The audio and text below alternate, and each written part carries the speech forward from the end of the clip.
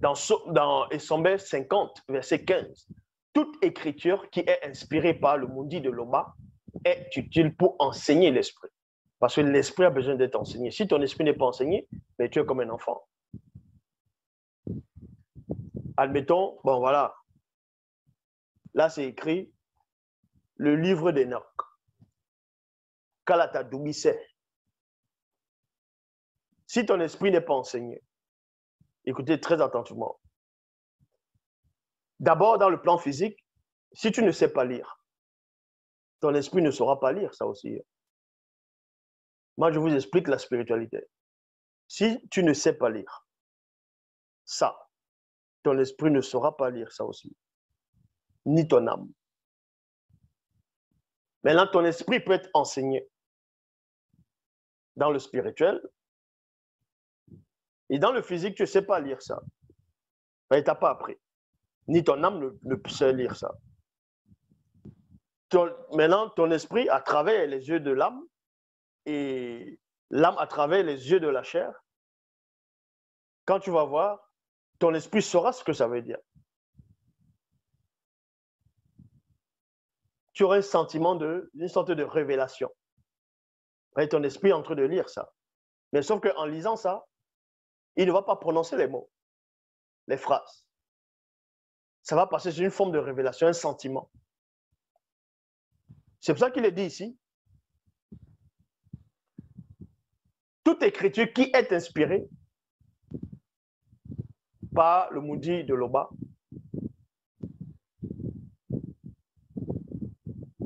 est utile pour enseigner. Ça veut dire quoi ici? Parce que il y a les écritures qui ne sont pas inspirées par le verbe de Loba, par le maudit de Loba.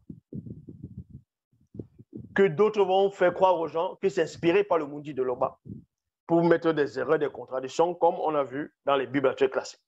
C'est pour ça qu'on dit toute écriture qui est inspirée par le maudit de Loba.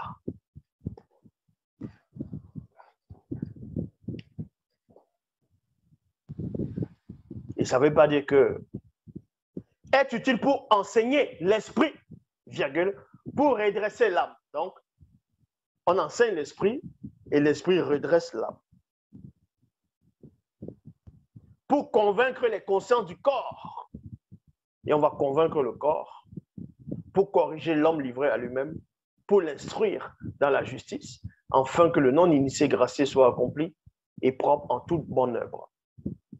Wonja, donc Ésaïe chapitre 6, verset 10, rend spirituellement insensible le lien mystérieux qui relie l'âme à l'esprit. Rend spirituellement insensible le lien mystérieux qui relie l'âme à l'esprit. Ça veut dire qu'il y a un lien mystérieux entre l'âme et l'esprit.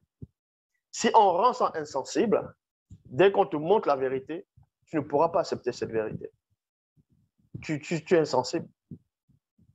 On aura beau te parler, te montrer, tu vas dire, tu ne vas rien comprendre. C'est pour ça que Wonja dit ici, rend spirituellement insensible le lien mystérieux qui relie l'âme à l'esprit de ce peuple. Endurcis spirituellement ses oreilles. Vous voyez? Endurcis spirituellement ses oreilles. C'est-à-dire qu'on endurcit spirituellement tes oreilles. Et voile-lui les yeux pour qu'il voie point de ses yeux spirituels. Mais tu peux voir tes yeux charnels et ton âme peut voir à travers les yeux de tes yeux charnels.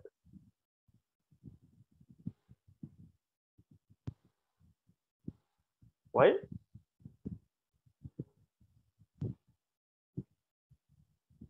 Pouf. Maintenant, ce que vous ne savez pas, c'est quoi?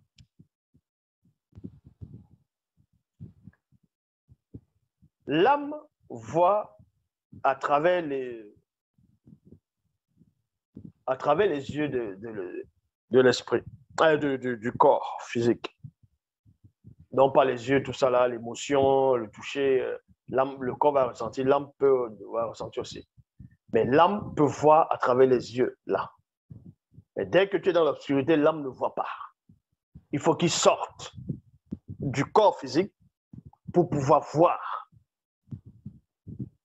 Et actuellement, l'esprit des âmes de la terre, des gens sur la terre, leur esprit ne voit pas à travers les yeux de leur âme. Donc, tu ne peux pas dire ici que tu es en train de regarder ça là. Le tableau, bon, tu es en train de regarder le tableau qui est là, ou cet aquarium, avec les yeux de ton esprit, à travers les yeux de ton âme, à travers les yeux du corps. Non, les yeux de ton esprit sont dans l'obscurité. Mais il y a des moments où les yeux de ton esprit peuvent regarder. Ça arrive rarement. C'est comme si tu vois une abomination devant toi, une abomination qui est en train d'être commise. Tu peux voir homme en route, qui s'embrasse, qui s'embourrache, ou femme. Ce spectacle, ça te répugne plutôt. Tu vois un truc contre nature. C'est-à-dire tu tournes le visage parce que tu ne veux pas. Tes yeux ne... C'est en ce moment, ton esprit a vu. C'est une fraction de seconde, ton esprit a vu ça. Vape. Et le dégoût que ça a amené, l'âme aussi a ressenti ce dégoût-là. Même ton corps physique a ressenti et tu tournes comme ça. C'est-à-dire ton esprit a fait sa part. Ton âme a fait sa part. Le corps physique a fait sa part. Maintenant, si tu retournes un peu pour voir encore, il y a d'autres qui veulent... attends, je regarde. Il veut... Non, attends. Il essaie de regarder. Ça veut dire qu'il y a un des trois êtres qui a corrompu le reste pour que tu puisses voir.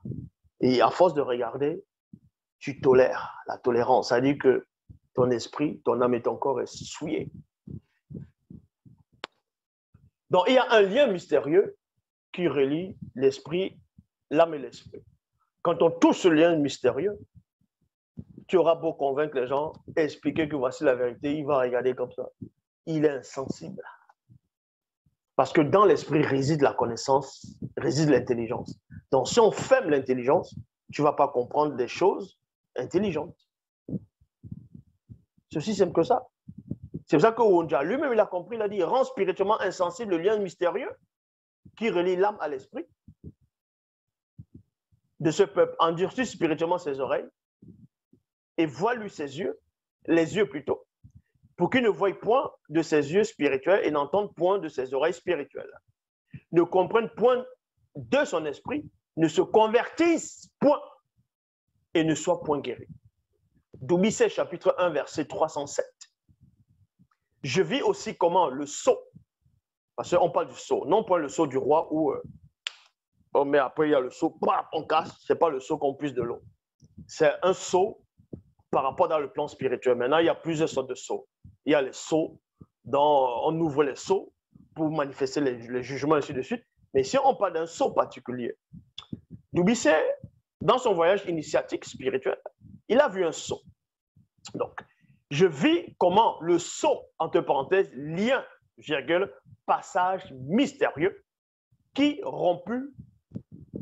romput sur la source.